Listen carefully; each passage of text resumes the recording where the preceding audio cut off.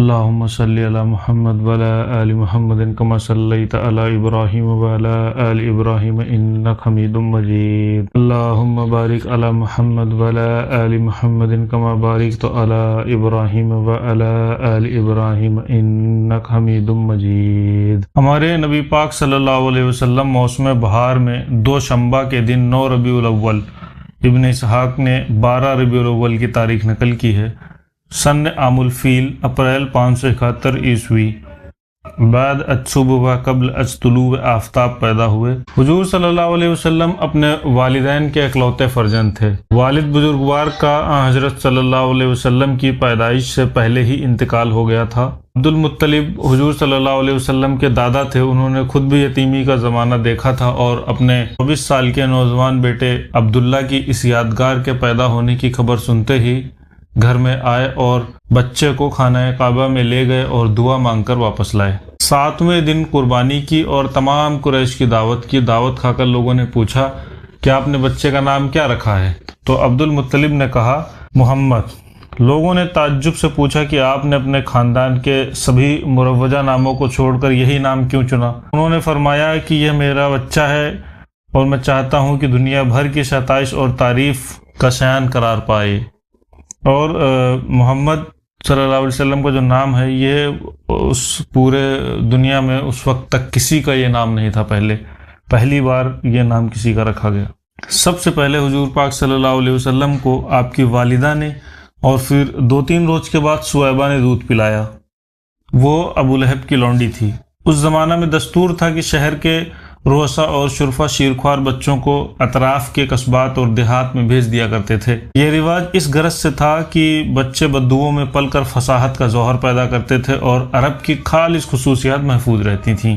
حضور صلی اللہ علیہ وسلم کی ولادت کے چند روز بعد قبیلہ حوازن کی چند عورتیں بچوں کی تلاش میں آئیں.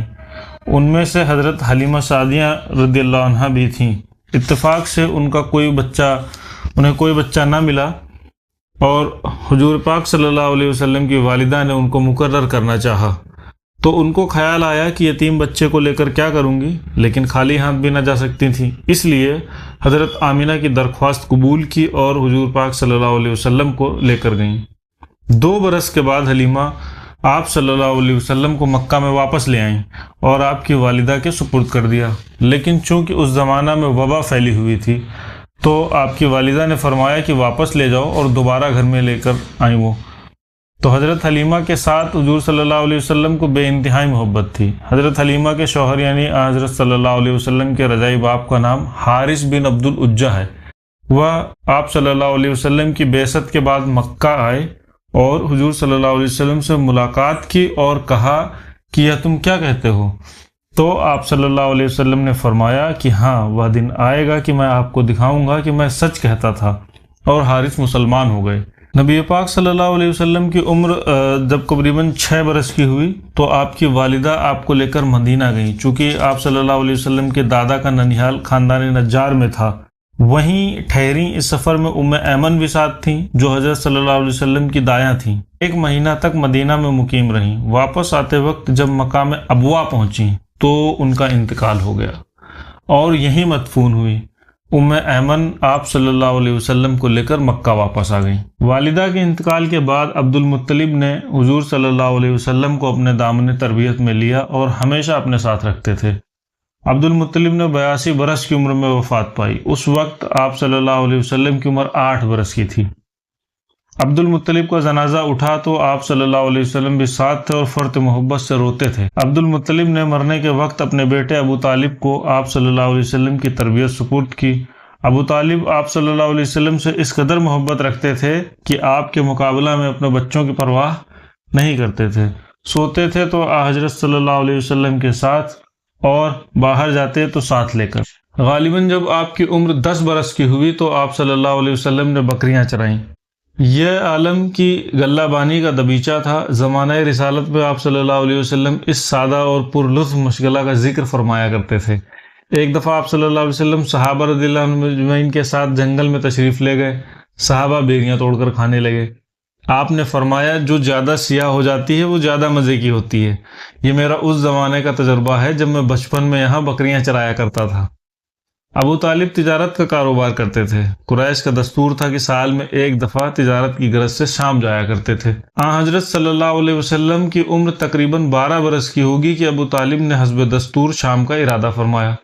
سفر کی تکلیف یا کسی اور وجہ سے وہ آپ صلی اللہ علیہ وسلم کو ساتھ نہیں لے جانا چاہتے تھے، لیکن آپ صلی اللہ علیہ وسلم کو ابو طالب سے اس قدر محبت تھی کہ جب ابو طالب چلے تو آپ صلی اللہ علیہ وسلم ان سے لپٹ گئے، اور ابو طالب نے آپ صلی اللہ علیہ وسلم کی دل چکنی گوارا نہیں کی اور ساتھ لے گئے۔ عرب میں اسلام کے آغاز تک لڑائیوں کا جو متواتر سلسلہ چلا آتا ہے، ان میں جنگ فجار ایک بہت مشہور اور خطرناک جنگ تھی۔ یہ لڑائی قریش اور کیس کے قبیلہ میں ہوئی تھی۔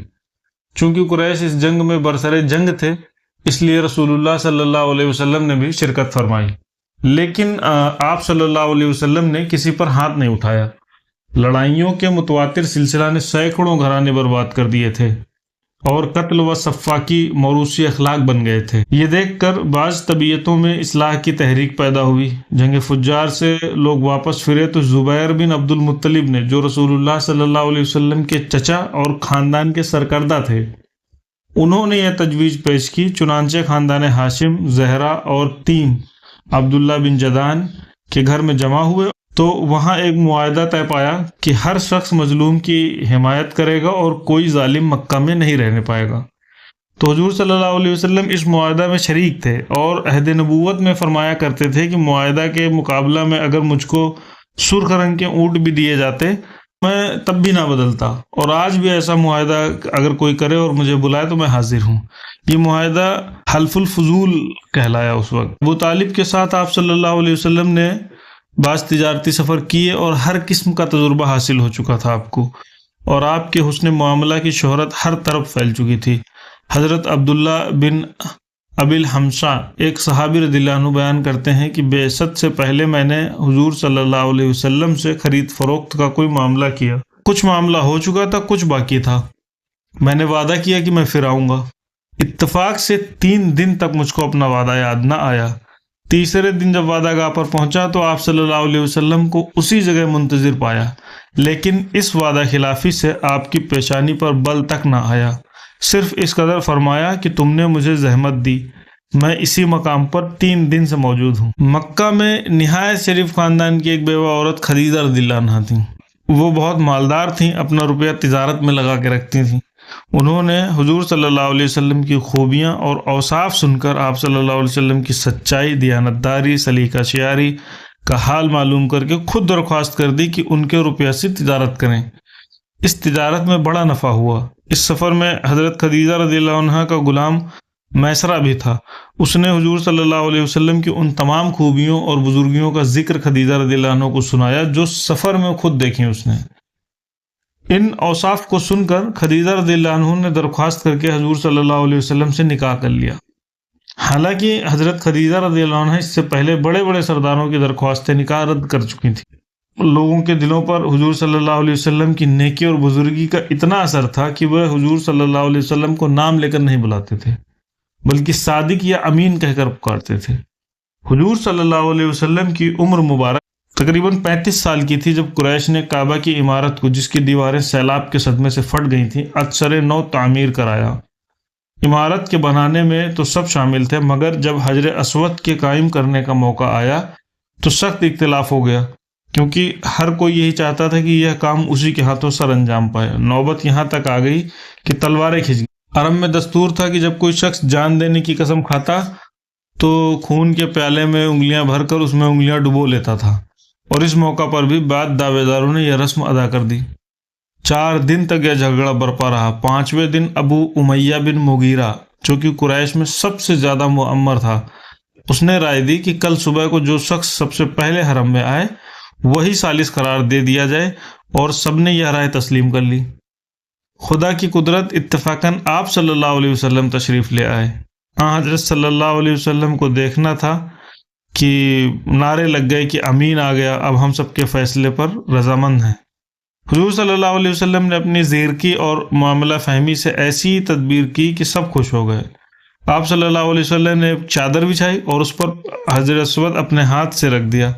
پھر ایک قبیلہ کے سردار کو کہا کہ چادر کو پکڑ کر اٹھائیں، اسی طرح اس پتھر کو وہاں تک لے جائیں جہاں قائم کرنا تھا۔ حضرت صلی اللہ علیہ وسلم نے پھر اسے اٹھا کر کونے پر اور طواف کے سرے پر لگا دیا۔ حضور صلی اللہ علیہ وسلم نے اس مختصر تدبیر سے ایک خونخوار جنگ کا انسداد کر دیا، ورنہ اس وقت کے اہل عرب میں ریوڑ کے پانی پلانے، گھوڑے کے دوڑانے، اشعار میں ایک قوم سے دوسری قوم کو اچھا بتانے جیسی ذرا سی باتوں پر ایسی جنگ ہوتی تھی کہ 20 برس تک ختم نہیں ہوتی تھی۔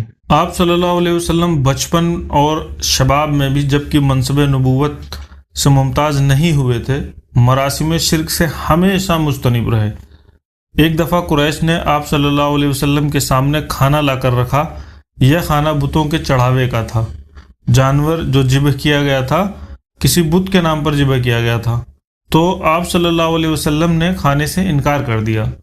آپ صلی اللہ علیہ وسلم نے نبوت سے پہلے بت پرستی کی برائی شروع کر دی تھی، اور جن لوگوں پر آپ صلی اللہ علیہ وسلم کو اعتماد تھا ان کو اس بات سے منع فرماتے تھے۔ رسول اللہ صلی اللہ علیہ وسلم جس زمانہ میں پیدا ہوئے تھے، مکہ بت پرستی کا مرکز اعظم تھا۔ خود خانہ کعبہ میں 360 بت تھے۔ رسول اللہ صلی اللہ علیہ وسلم کے خاندان کے تمغہ امتیاز صرف اس قدر تھا کہ اس بت قدا کے متولی اور کلید بردار تھے۔ بھائی ہمہ حضرت صلی اللہ علیہ وسلم نے کبھی بتوں کے آگے سر نہیں جھکایا، دیگر رسوم ظاہلیت میں بھی کبھی شرکت نہیں کی۔ قریش نے اس بات پر کہ ان کو عام لوگوں سے ہر بات میں ممتاز رہنا چاہیے، یہ قاعدہ قرار دیا کہ ایام حج میں قریش کے لیے عرفات جانا ضروری نہیں ہے، اور وہ لوگ جو باہر سے آئیں وہ قریش کا لباس اختیار کریں، ورنہ ان کو برہنہ ہو کر کعبہ کا طواف کرنا ہوگا۔ چنانچہ اسی بنا پر طواف برہنہ کا عام رواج ہو گیا تھا، لیکن آپ صلی اللہ علیہ وسلم نے ان باتوں میں کبھی اپنے خاندان کا ساتھ نہ دیا۔ عرب میں افسانہ گوئی کا عام رواج تھا۔ راتوں کو لوگ تمام اشغال سے فارغ ہو کر کسی مقام میں جمع ہوتے تھے، اور پھر ایک شخص جس کو اس فن میں کمال ہوتا تھا داستان شروع کرتا۔ لوگ بڑے ذوق اور شوق سے رات بھر سنتے تھے۔ بچپن میں ایک دفعہ آپ صلی اللہ علیہ وسلم نے بھی اس جلسہ میں شریک ہونا چاہا تھا، لیکن اتفاق سے راہ میں ایک شادی کا کوئی جلسہ تھا، دیکھنے کے لیے کھڑے ہو گئے اور وہیں نیند آ گئی۔ اٹھے تو صبح ہو چکی تھی۔ ایک دفعہ اور ایسا ہی اتفاق ہوا، اس دن بھی یہی واقعہ پیش آیا۔ 40 برس کی مدت میں صرف 2 دفعہ اس قسم کا ارادہ کیا، لیکن دونوں دفعہ توفیق الہی نے بچا لیا۔ تیری شان مشاغل سے بالا تر ہے۔ بعثت کا زمانہ جس قدر قریب ہوتا گیا، آپ صلی اللہ علیہ وسلم کے مزاج میں خلوت گزینی کی عادت بڑھتی جا رہی تھی۔ آپ صلی اللہ علیہ وسلم اکثر پانی اور ستو لے کر شہر سے کئی کوس پر سنسان جگہ کوہ ہرا ایک غار میں جا بیٹھتے، عبادت کیا کرتے، اور اس عبادت میں اللہ کا ذکر بھی شامل تھا، اور قدرت الہیہ پر غور و فکر بھی۔ جب تک پانی اور ستو ختم نہ ہو جائے شہر نہیں آتے تھے۔ آپ صلی اللہ علیہ وسلم کو خواب نظر آنے لگے۔ خواب ایسے سچے ہوتے تھے کہ جو کچھ رات کو خواب میں دیکھ لیا کرتے تھے دن میں ویسا ہی ظہور میں آ جاتا۔ ایک دن کہ جب آپ صلی اللہ علیہ وسلم نے حسب معمول غار ہرا میں تشریف فرما تھے تو ایک فرشتہ نظر آیا۔ اس نے کہا پڑھیے۔ آپ صلی اللہ علیہ وسلم نے فرمایا کہ میں پڑھا ہوا نہیں ہوں۔ اس نے آپ صلی اللہ علیہ وسلم کو اس زور سے دبوچا کہ آپ کی ساری طاقت صرف ہو گئی، اور پھر اس نے آپ صلی اللہ علیہ وسلم کو چھوڑ دیا اور کہا کہ پڑھیے۔ آپ صلی اللہ علیہ وسلم نے فرمایا کہ میں پڑھا ہوا نہیں ہوں۔ پھر اس نے آپ صلی اللہ علیہ وسلم کو پوری طاقت سے دبوچا اور پھر چھوڑ دیا اور کہا کہ پڑھیے۔ آپ صلی اللہ علیہ وسلم نے کہا کہ میں پڑھا ہوا نہیں ہوں۔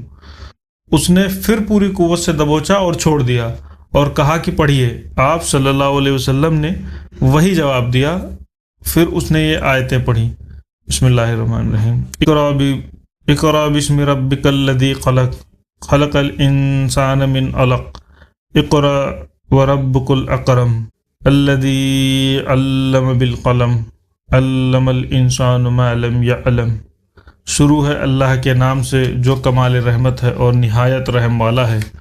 پڑھیے اپنے پروردگار کے نام سے جس نے سب کچھ پیدا کیا، جس نے انسان کو پانی کے کیڑے سے بنایا۔ ہاں پڑھتے چلے جائیے، آپ کا پروردگار تو بہت رحم والا ہے، جس نے قلم کے ذریعہ سے تعلیم دی، انسان کو سب کچھ سکھایا جو وہ نہیں جانتا تھا۔